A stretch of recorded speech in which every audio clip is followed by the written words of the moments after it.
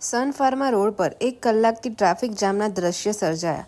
અક્ષરચોક bridge નીચેથી લઈને મહારાજા 4 રસ્તા સુધી અને બ્રહ્માકુમારીથી લઈને સન ફાર્મા 3 રસ્તા સુધી છેલ્લા 1.5 કલાકથી ટ્રાફિક જામના દ્રશ્ય સર્જાયા હતા। કોઈપણ પોલીસ અધિકારી સ્થળ પર આવ્યા ન હતા, ત્યારે સન ફાર્મા પર બેસતા નાગરિકો દ્વારા 4 રસ્તા પર ઊભા રહીને ટ્રાફિક હળવો કરવામાં આવ્યો હતો।